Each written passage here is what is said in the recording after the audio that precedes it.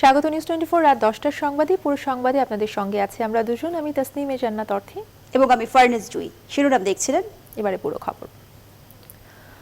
বাংলাদেশ ও ভারতের পারস্পরিক সম্পর্কে সন্তুষ্টি প্রকাশ করে প্রধানমন্ত্রী শেখ হাসিনা বলেছেন, দুই দেশের অর্থনীতির ক্রমবর্ধমান পারস্পরিক নির্ভরতা আনন্দের সঙ্গে স্বীকৃতি দেয় বাংলাদেশ। ভারতের প্রধানমন্ত্রী নরেন্দ্র মোদীর সঙ্গে ভার্চুয়াল বৈঠকে এই কথা বলেন প্রধানমন্ত্রী। অন্যদিকে নরেন্দ্র মোদী বলেছেন, করোনা ভাইরাস মহামারীর এ সময় ওষুধ, চিকিৎসা উপকরণ এমনকি ভ্যাকসিন সব ক্ষেত্রে বাংলাদেশের সঙ্গে সম্পর্ক সহযোগিতামূলক। বৈঠকে চিলাহাটি হলদিবাড়ির রেল যোগাযোগ উদ্বোধন করেন দুই নেতা। শালি জয় রিপোর্ট। নেপাল, ভুটান এবং ভারতের 7 রাজ্যের সঙ্গে যোগাযোগ ও ব্যবসা বাণিজ্য বৃদ্ধির লক্ষ্যে 55 বছর পর ভারতের হলদিবাড়ির সঙ্গে পুনরায় যুক্ত হল বাংলাদেশের চিলাহাটির রেলপথ। নিজ নিজ দেশে বসে ভার্চুয়াল কনফারেন্সে যুক্ত হয়ে এর উদ্বোধন করেন বাংলাদেশের প্রধানমন্ত্রী শেখ হাসিনা এবং ভারতের প্রধানমন্ত্রী নরেন্দ্র মোদী। অনুষ্ঠানে মুজিব বর্ষ উপলক্ষে বঙ্গবন্ধুকে নিয়ে একটি স্মারক ডাক টিকিট ছাড়াও বঙ্গবন্ধু এবং ভারতের জাতির জনক মহাত্মা গান্ধীর উপর নির্মিত একটি প্রামাণ্যচিত্রের উদ্বোধন করেন দুই প্রধানমন্ত্রী। ভার্চুয়াল বৈঠকে প্রধানমন্ত্রী শেখ হাসিনা বলেন, দুদেশের সম্পর্কের একটি গুরুত্বপূর্ণ অধ্যায় পার করছে ভারত ও বাংলাদেশ। 2020 খ্রিস্টাব্দে বছর জুড়ে রেল রুট দিয়ে বাণিজ্য, উচ্চ পর্যায়ের পরিদর্শন ও সভা, সক্ষমতা বৃদ্ধির উদ্যোগ, কলকাতা থেকে উত্তর পূর্ব ভারতীয় পণ্য সামগ্রী প্রথম পরীক্ষামূলক চালান প্রেরণ এবং অবশ্যই কোভিড-19 বিষয়ে সহযোগিতার ন্যায় বিভিন্ন উদ্যোগ আমরা গ্রহণ করেছি। করোনা মহামারীর কালে মোদী সরকারের নেয়া অর্থনৈতিক উদ্যোগের প্রশংসা করে শেখ হাসিনা বলেন, দুর্যোগের সময় দুদেশ যেভাবে সহযোগিতা অব্যাহত রেখেছে তা প্রশংসনীয়। আন্তর্জাতিক সরবরাহ চেইনে ব্যাপক বিঘ্ন ঘটা এবং ভোক্তাদের চাহিদা হ্রাস পাওয়া সত্ত্বেও আমাদের অর্থনীতি ঊর্ধ্বমুখী প্রবৃদ্ধির ধারা বজায় রাখতে সক্ষম হয়েছে। বাংলাদেশ ও ভারতের অর্থনীতির ক্রমবর্ধমান পারস্পরিক নির্ভরতা আমরা আনন্দের সঙ্গে স্বীকৃতি দেই। বাংলাদেশের জনগণকে বিজয় দিবসের শুভেচ্ছা জানিয়ে ভারতের প্রধানমন্ত্রী বলেন, দুই দেশের সম্পর্কের রূপরেখা কি হবে বঙ্গবন্ধু শেখ মুজিবুর রহমানই তা ঠিক করে দিয়েছিলেন। প্রতিবেশী বাংলাদেশের সঙ্গে সহযোগিতামূলক সম্পর্ককে অগ্রাধিকার দেয় ভারত। করোনা মহামারীতে ঔষধ, চিকিৎসা সামগ্রী এমনকি ভ্যাকসিন সব ক্ষেত্রেই দুই দেশের সহযোগিতা অব্যাহত আছে। এর আগে রাষ্ট্রীয় অতিথি ভবন পদ্মায় বাণিজ্য, জ্বালানি ও কৃষি সহ মোট 7 খাতে 7টি সমঝোতা স্মারক সই করে ভারত ও বাংলাদেশ। বাংলাদেশের পক্ষে সংশ্লিষ্ট মন্ত্রণালয়ের সচিব বা শীর্ষ কর্মকর্তা এবং ভারতের পক্ষে ঢাকায় নিযুক্ত দেশটির হাই কমিশনার বিক্রম দোলাইস্বামী সই করেন সমঝোতা স্মারকগুলোতে। শাহ আলী জয়, নিউজ 24, ঢাকা।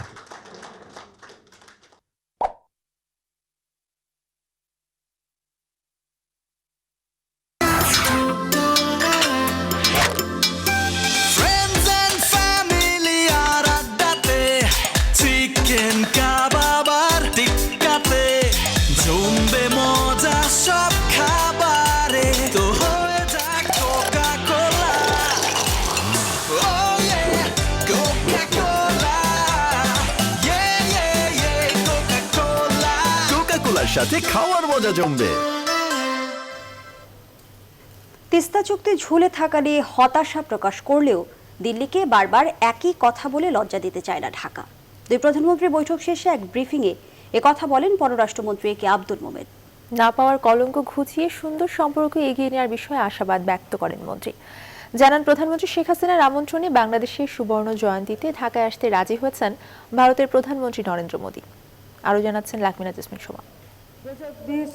ভার্চুয়াল সামিট শেষে প্রধানমন্ত্রী শেখ হাসিনা ও প্রধানমন্ত্রী নরেন্দ্র মোদীর নেতৃত্বে দ্বিপাক্ষিক বৈঠকে বসে বাংলাদেশ ভারত। বৈঠক পরবর্তী এক ব্রিফিংয়ে পররাষ্ট্রমন্ত্রী জানান, প্রায় 1.5 ঘণ্টার ওই বৈঠকে সীমান্ত হত্যা বন্ধ, বাণিজ্য সম্প্রসারণে কানেক্টিভিটি বাড়ানো, রোহিঙ্গা সংকট এবং অভিন্ন নদীর পানি ভাগাভাগি ইস্যু সহ দুদেশের স্বার্থ সংশ্লিষ্ট সব বিষয়েই আলোচনা হয়েছে।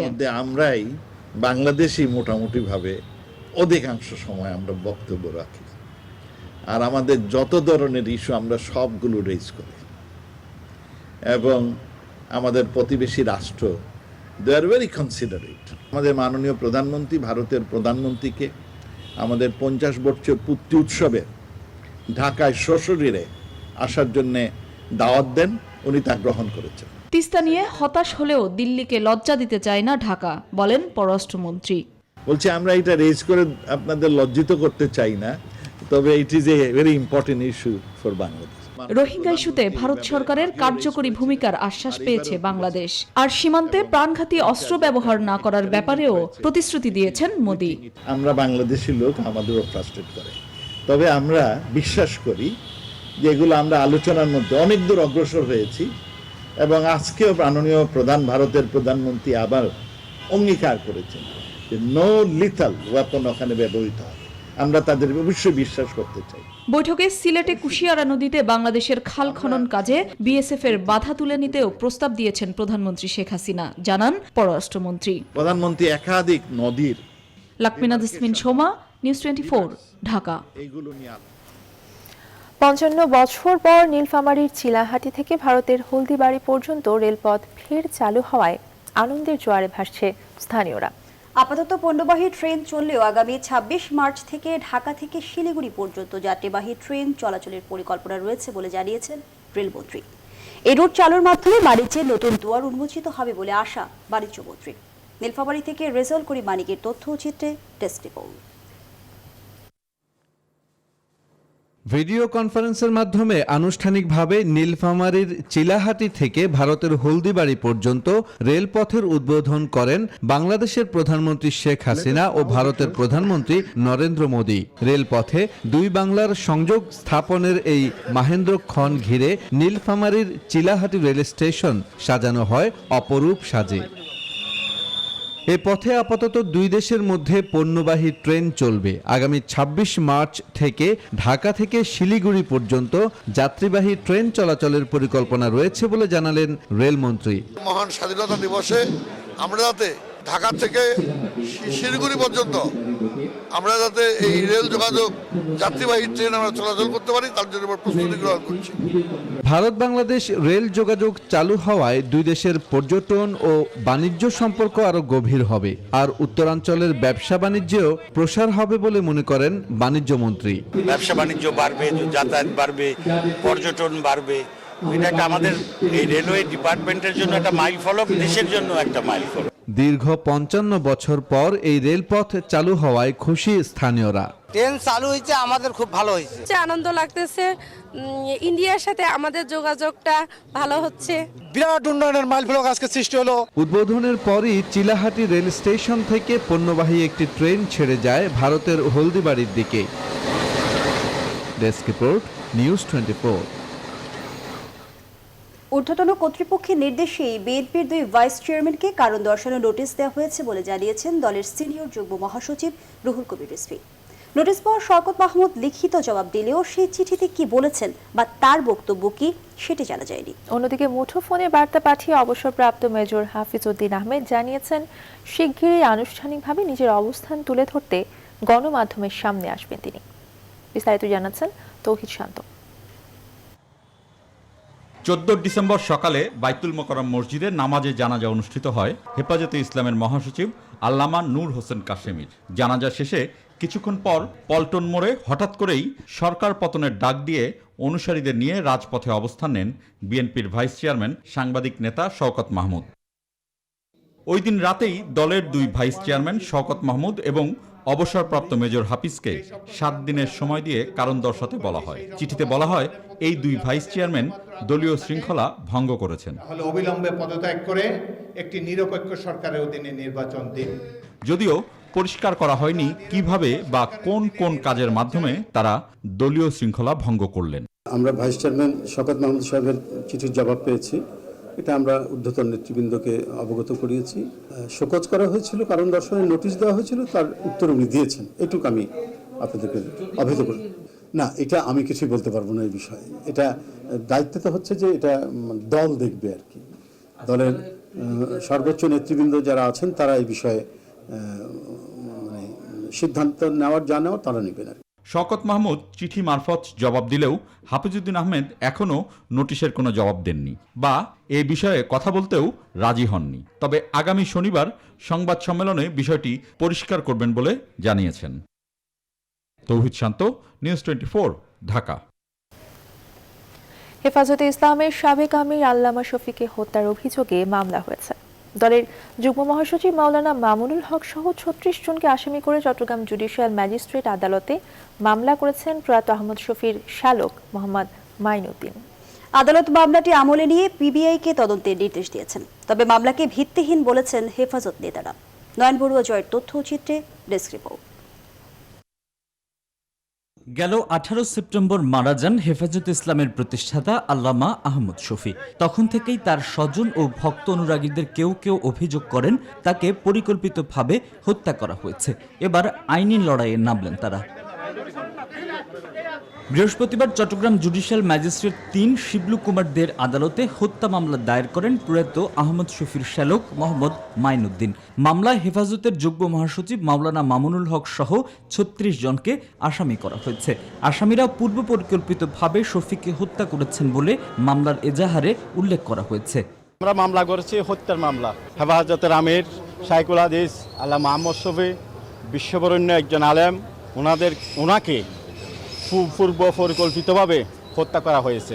আদালত মামলা আমলে নিয়ে পিবিআইকে 1 মাসের মধ্যে তদন্ত প্রতিবেদন দাখিলের নির্দেশ দেন। আসামি 36 জন।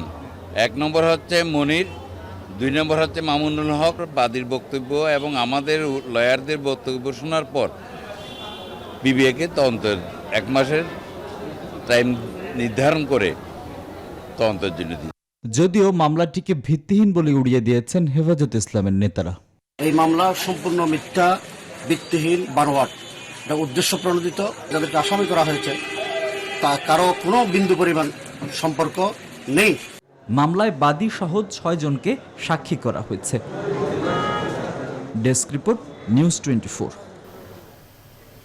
ঘুষ বা দুর্নীতি নয়, ব্যবসা করার প্রধান বাধা এখন সরকারের অদক্ষ জনপ্রশাসন আর অযাচিত হস্তক্ষেপ। ওয়ার্ল্ড ইকোনমিক ফোরামের বরাত দিয়ে জানিয়েছে বেসরকারি গবেষণা সংস্থা সিপিডি। সংস্থার গবেষণায় উঠে এসেছে করোনা পরবর্তী অর্থনীতি পুনরুদ্ধারে 24 সূচকের মধ্যে বাংলাদেশের অবস্থান 50-এর নিচে। সুলতান আহমেদ জানাচ্ছেন বিস্তারিত। করোনা মহামারীতে ক্ষতিতে পড়েছে পুরো বিশ্বের অর্থনীতি। সেই ক্ষতি কাটিয়ে উঠতে তৎপর বিশ্বের সব দেশ। প্রতি বছর বৈশ্বিক ব্যবসায়িক পরিবেশ নিয়ে প্রতিবেদন তুলে ধরে ওয়ার্ল্ড ইকোনমিক ফোরাম। আর সেই সূচকে কার অবস্থান কোথায় তা জানতেও আগ্রহের কমতি নেই বিনিয়োগকারীদের। এবছর অবশ্য আংশিক প্রেক্ষাপটে অর্থনীতি পুনরুদ্ধার বিষয়ে জরিপ চালিয়েছে সংস্থাটি। আমাদের কাছে মনে হয় যে সেখান থেকে 55টি দেশের উপর গবেষণা চালিয়ে সিপিডি বলছে বাংলাদেশের অবস্থার অবনতি হয়েছে। নেদারল্যান্ডস, নিউজিল্যান্ড, সুইজারল্যান্ড বা ইউএস এর মতো পরিস্থিতির কাছে নেই। ফলে ওই জায়গাতে আমাদের আরো অনেক বিনিয়োগ এবং আরো দক্ষতা বাড়ানো, ডিজিটাল স্কিল বাড়ানো এবং ডিজিটাল অর্থনীতির দিকে নিয়ে যাওয়া।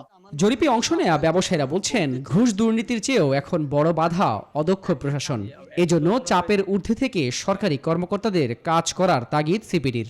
এই সিস্টেমের মধ্যে চাটুকারিতাকেই উৎসাহ দেওয়া হয় কিংবা অদক্ষতাটাকে উৎসাহ দেওয়া হয়, সেখানে তো অদক্ষরা অদক্ষই থাকবে এবং যারা দক্ষ তারাও কিন্তু উৎসাহ পাবে না কাজ করতে।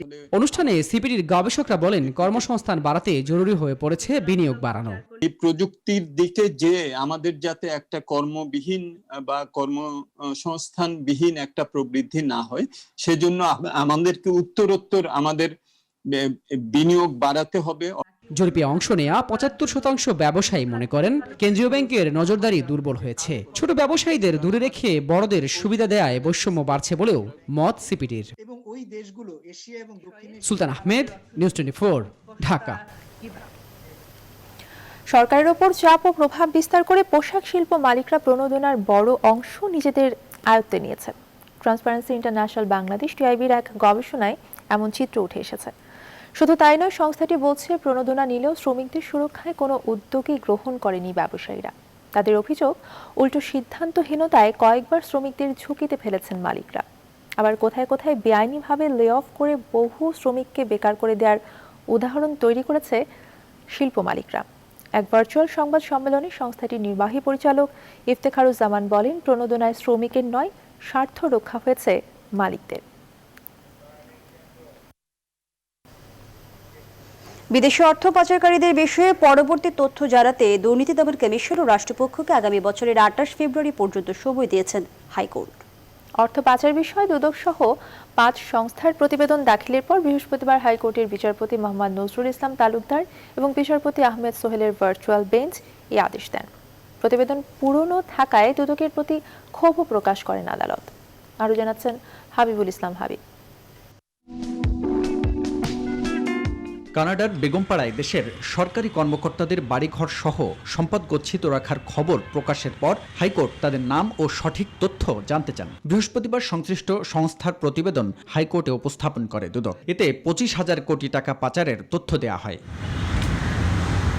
তবে অর্থ পাচারকারীদের সঠিক কোনো তথ্য দিতে না পারায় ক্ষোভ প্রকাশ করেন হাইকোর্ট। আগামী 28 ফেব্রুয়ারি পর্যন্ত সময় বেঁধে দেন। কোনো কিছু প্রকাশ করতে পারবো না কোনো আদালতে বা কোনো ইয়েতে মামলা সম্পর্কিত বিষয়ে। আমরা শুধুমাত্র ইনভেস্টিগেশনের কাজ এটা ব্যবহার করতে পারবো। ওটা করতে গেলে আবার ওদের পারমিশন নিতে হয়। সেই কারণে আমরা ওদের কাছে পারমিশন চেয়েছি এগুলোর ব্যাপারে, যে আদালতের আদেশ অনুযায়ী আমরা এটা দিতে চাচ্ছি। প্রতিবেদনে 100 অর্থ পাচারকারীর নাম জমা দেয় দুদক। সংস্থাটির আইনজীবী জানান, পাচারকারীদের যে সংখ্যা জমা দেওয়া হয়েছে তা আরও বাড়তে পারে। দুর্নীতি দমন কমিশন কি করে? তথ্য উপাত্তের ভিত্তিতে মামলা করে, টাকা কোথায় আছে, টাকার উৎস কোথায় সেটা সন্ধান করে, টাকা ট্রাভেল করে কোথায় যাচ্ছে, ট্রেল অফ মানি সেটা সন্ধান করে। আমরা আমার আইনের সীমাবদ্ধতা থেকে আমরা যা যা করার সেটাও করেছি। এর আগে গেল 22 নভেম্বর হাইকোর্ট বিদেশে অর্থ পাচারকারীদের সব ধরনের তথ্য চেয়ে রুল জারি করেন। হাবিবুল ইসলাম হাবিব, নিউজ 24, ঢাকা। সংবাদের এই পর্যায়ে একটা বিরতি নিচ্ছি, ফিরছি আরো খবর নিয়ে, সঙ্গে থাকুন।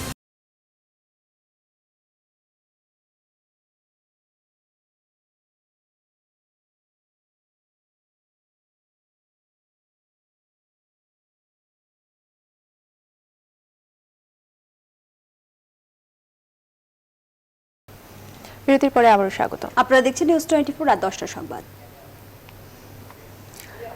স্বাধীনতার 50 বছর পালন উপলক্ষে হানিফ বাংলাদেশের একক গণতন্ত্রের অভিযাত্রা বিষয়ক গণস্বাক্ষর কর্মসূচি শুরু হয়েছে। গণতন্ত্রের জন্য দেশব্যাপী এই যাত্রা শুরু হয় বৃহস্পতিবার জাতীয় প্রেস ক্লাবের সামনে থেকে। এই কর্মসূচিতে উপস্থিত ছিলেন ড্রিক গ্যালারির প্রতিষ্ঠাতা শহীদুল আলম, নিউ এজ পত্রিকার সম্পাদক নুরুল কবির, নাগরিক ঐক্যের আহ্বায়ক মাহমুদুর রহমান মান্না। এছাড়াও ছিলেন কমরেড সাইফুল হক, আনু মোহাম্মদ, তানজিম উদ্দিন খান, ইকবাল আমিনী সহ আরও অনেকে।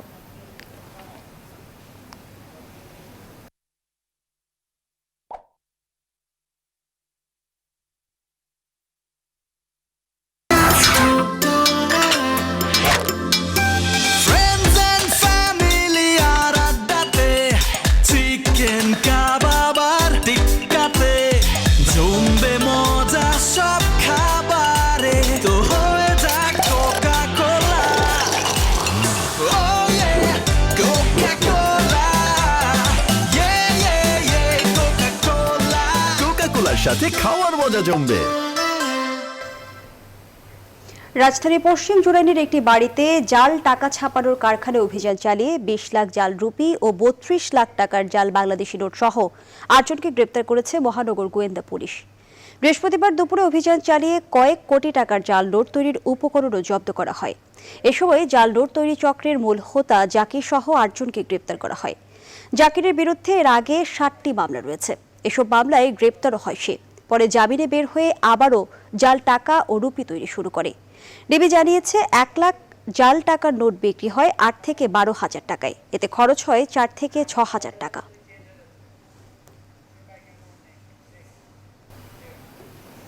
উত্তরায় শিক্ষার্থী জিসান হাবিব ছিনতাইকারীর হাতে নিহতের ঘটনায় 9 জনকে গ্রেফতার করেছে পুলিশ। বৃহস্পতিবার দুপুরে উত্তরা পূর্ব থানায় এক সংবাদ সম্মেলনে এই তথ্য জানান উপ পুলিশ কমিশনার। জানান, উত্তরার আব্দুল্লাপুরে এক আত্মীয়র বাসা থেকে ফেরার পথে উত্তরায় শিক্ষার্থী জিসান হাবিব ছিনতাইকারীর কবলে পড়েন। পরে ছিনতাইকারীকে ধরলে তাদের ছুরিকাঘাতে নিহত হন জিসান। এ ঘটনায় কয়েক দফা অভিযান চালিয়ে ছিনতাইকারী চক্রের 9 সদস্যকে আটক করা হয়েছে। এ সময় উদ্ধার করা হয়েছে হত্যাকাণ্ডে ব্যবহৃত ছুরি সহ অন্যান্য সরঞ্জাম।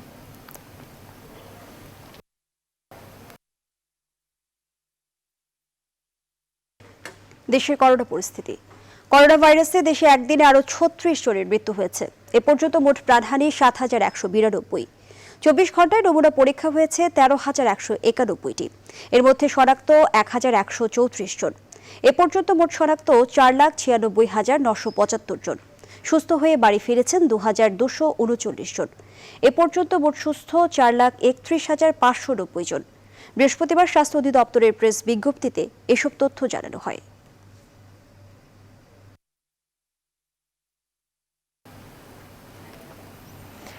গেল 24 ঘন্টায় করোনা ভাইরাসের রেকর্ড আক্রান্ত এবং প্রাণহানির ঘটনা ঘটেছে বিশ্বজুড়ে।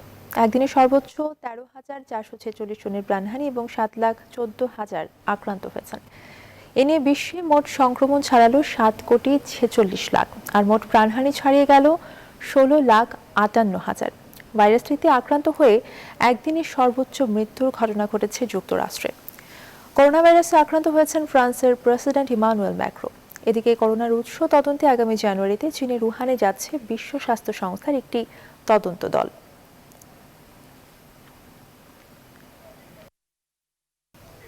এবার ফাইজার ও বায়োনটেকের করোনা ভ্যাকসিনটি জরুরি ব্যবহারের অনুমোদন দিল চীন।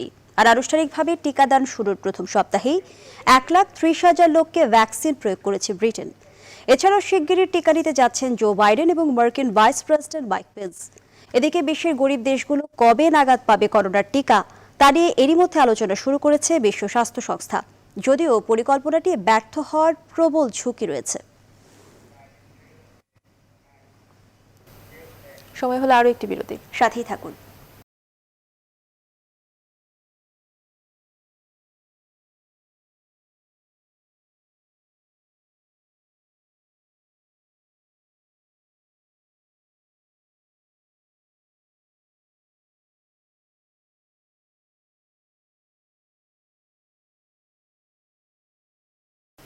আবার স্বাগত। আপনারা দেখছেন নিউজ 24 রাত 10টার সংবাদ। রাজধানীর গুলিস্তানের সুন্দরবন মার্কেটের 34টি দোকান উচ্ছেদে 3 মাসের স্থিতাবস্থা দিয়ে রুল জারি করেছেন হাইকোর্ট। বৃহস্পতিবার দুপুরে হাইকোর্টের বিচারপতি মোহাম্মদ মুজিবুর রহমান মিয়া ও বিচারপতি মহিউদ্দিন শামীমের সমন্বয়ে গঠিত হাইকোর্ট বেঞ্চ এই আদেশ দেন। এর আগে সুন্দরবন মার্কেটের নকশা বহির্ভূত অবৈধ স্থাপনা ভাঙার কাজ শুরু করে ঢাকা দক্ষিণ সিটি কর্পোরেশন। মার্কেটের সিঁড়ি, ভেতরে চলার পথ ও টয়লেটের জায়গা দখল করে এসব দোকান অবৈধভাবে বানানো হয়েছিল। পরে সিটি কর্পোরেশনের এই উদ্যোগ ঠেকাতে আদালতের দ্বারস্থ হন 34 দোকান মালিক। মহান বিজয় দিবস উপলক্ষে মুক্তিযুদ্ধ ভিত্তিক আলোকচিত্র প্রদর্শনীর আয়োজন করে বাংলাদেশ আওয়ামী যুবলীগ। সন্ধ্যায় যুবলীগের কার্যালয়ের সামনে কর্মসূচি অনুষ্ঠিত হয়। বঙ্গবন্ধুর জীবনী নিয়েও আলোকচিত্র প্রদর্শনী হয়। অনুষ্ঠানে প্রধান অতিথি ছিলেন যুবলীগের সাধারণ সম্পাদক মাইনুল হোসেন খান নিখিল। তিনি বলেন, মুক্তিযুদ্ধের পরাজিত শক্তিরা ও বিএনপি জামাত আবারও গভীর ষড়যন্ত্র করার পায়তারা করছে। যুবলীগকে সজাগ থাকতে হবে এই অপশক্তির দাঁত ভাঙা জবাব দেওয়ার জন্য।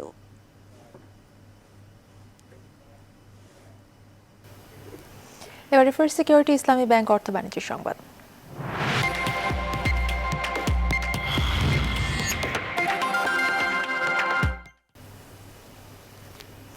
আগামী বাজেটের আগেই দেশের রিজার্ভ থেকে বিভিন্ন প্রকল্পের জন্য ঋণ নেওয়ার বিষয়টি চূড়ান্ত হতে পারে বলে জানিয়েছেন অর্থমন্ত্রী আহম মোস্তফা কামাল।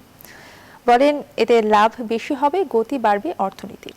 বৃহস্পতিবার সরকারি ক্রয় সংক্রান্ত মন্ত্রিসভা কমিটির ভার্চুয়াল বৈঠকে এসব কথা বলেন অর্থমন্ত্রী। কেন্দ্রীয় ব্যাংকের রিজার্ভ 42 বিলিয়ন অতিক্রম করায় সন্তুষ্টিও প্রকাশ করেন তিনি। অব্যাহতভাবে ভালো রেমিটেন্স পাঠানোর জন্য প্রবাসীদের ধন্যবাদ জানান মোস্তফা কামাল। আগামী জুনের মধ্যে দেশ 100% বিদ্যুতের আওতায় আসবে বলে জানিয়েছেন বিদ্যুৎ, খনিজ সম্পদ ও জ্বালানি সম্পদ প্রতিমন্ত্রী নসরুল হামিদ। বৃহস্পতিবার রাজধানীর উত্তরায় রিহ্যাবে ট্রেনিং ইনস্টিটিউট ভবনের ভিত্তিপ্রস্তর স্থাপনের উদ্বোধনী অনুষ্ঠানে একথা বলেন মন্ত্রী। বলেন, দেশে অনেক বড় বড় উন্নয়ন প্রকল্প হচ্ছে, কিন্তু সব প্রকল্পই বিদেশি শ্রমিক নির্ভর। অবকাঠামো খাতে দেশে এখনও দক্ষ শ্রমিকের অনেক অভাব। নসরুল হামিদ আশা করেন, রিহ্যাব ট্রেনিং ইনস্টিটিউট কারিগরি কাজে দক্ষ জনশক্তি তৈরিতে কাজ করবে।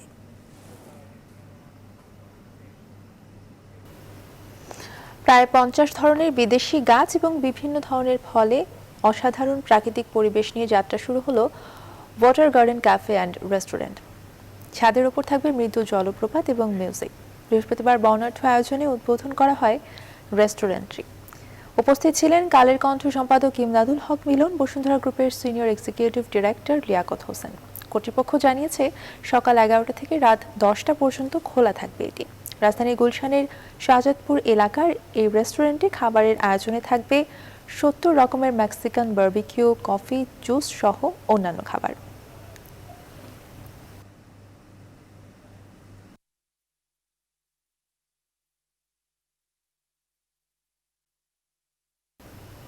এবার আন্তর্জাতিক প্রসঙ্গ। নিউ ইয়র্ক সহ যুক্তরাষ্ট্রের পূর্বাঞ্চলীয় বেশ কয়েকটি রাজ্যে তুষারঝড়ের কবলে পড়েছে 5 কোটি মানুষ। বড়দিনের আগে এমন তুষারঝড়ে বিপর্যস্ত এসব অঞ্চল। 14 রাজ্যে জারি করা হয়েছে সতর্কতা। এরই মধ্যে প্রশান্ত মহাসাগরীয় দ্বীপ দেশ ফিজিতে সম্ভাব্য ঘূর্ণিঝড়ের মুখে দুর্যোগ পরিস্থিতির ঘোষণা করা হয়েছে। তুষারঝড়ে বিপর্যস্ত জাপানের জনজীবন। ক্রমশই ভারতের বিভিন্ন প্রান্তে জেঁকে বসছে শীত। বেশ কিছু রাজ্যে শৈত্যপ্রবাহের অনুমান করছে আবহাওয়া দফতর।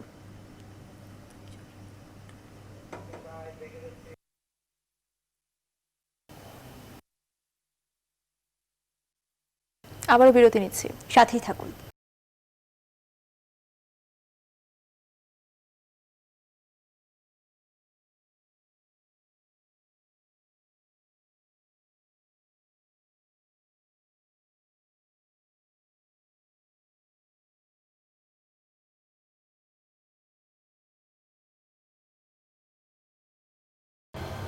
বিরতির পর আবারও স্বাগত। আপনারা দেখছেন রাত 10টার সংবাদ।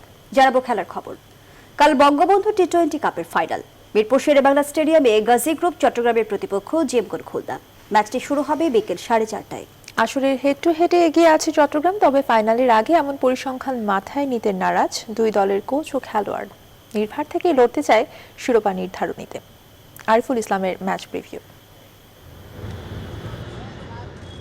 সৌম্য চড়া হাসি চড়া হবে শিরোপা যদি চট্টগ্রামের হাতে ওঠে। আর একটা ম্যাচই তো বাকি, ফাইনালে সিনিয়র জুনিয়র এমন কম্বিনেশন যেখানে কাঁধে কাঁধ মিলিয়ে হাতে হাত রেখে লড়তে হবে। কেননা খুলনার শিবিরে দুই অভিজ্ঞ সেনা, বাংলার ক্রিকেটের নক্ষত্র মাশরাফি মাহমুদুল্লাহর পরিকল্পনা ফিকে করে দিতে পারে প্রতিপক্ষের স্বপ্ন।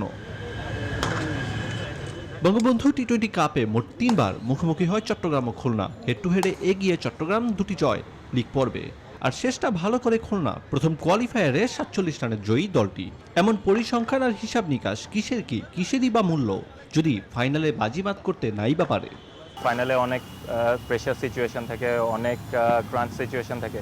এই জিনিসগুলো যেই টিম ভালো হ্যান্ডেল করতে পারবে আমি মনে করি যে তারাই অ্যাডভান্টেজে থাকবে। আমার মনে হয় ফাইনালে আপনি কীভাবে প্রেশারটা নিচ্ছেন এবং আপনি কতটা ভালো ডিসিশন নিচ্ছেন সেটার উপরে ডিপেন্ড করবে আসলে আপনি কি আপনার রেজাল্টটা কীরকম হবে।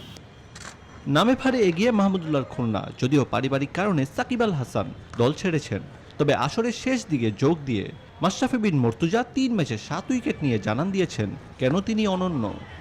4টা বিপিএল ট্রফি ওনার আন্ডারে, 4টা ফাইনাল খেলেছেন, তো ওনার এক্সপিরিয়েন্স অবশ্যই ডাজ ম্যাটার। এখন পর্যন্ত টুর্নামেন্টের সর্বোচ্চ 21 উইকেট শিকারী মুস্তাফিজুর রহমান, সর্বোচ্চ 370 রান করা লিটন দাস। এ দুই তারকা চট্টগ্রামকে অনেক পথ টেনে নিয়েছেন। টি-20 পছন্দের খেলোয়াড়দের নিয়ে গড়া কোচ সালাউদ্দিনের দল ফাইনালের ফেভারিটের কাতারে রাখতেই পারেন। আরিফুল ইসলাম, নিউজ 24। অ্যাডিলেইড ওভালে বৃহস্পতিবার প্রথম দিনের খেলা শেষে ভারতের সংগ্রহ 6 উইকেটে 233 রান। টস জিতে ব্যাট করতে নেমে শুরুটা ভালো হয়নি ভারতের। ম্যাচের দ্বিতীয় বলেই পৃথ্বীকে বোল্ড করে দেন মিচেল স্টার্ক। থিতু হয়ে যাওয়া আরেক ওপেনার মায়াঙ্ক আগরওয়ালকে বোল্ড করেন প্যাট কামিন্স। দ্বিতীয় সেশনে পূজারা ও কোহলির 68 রানের জুটি ভাঙে অস্ট্রেলিয়া। 49 রানে 2 উইকেট নিয়েছেন স্টার্ক। একটু করে পেয়েছেন কামিন্স, হ্যাজলউড এবং লায়ন। আর এই ছিল এখনকার আয়োজন। এতক্ষণ সাথে থাকায় ধন্যবাদ সবাইকে।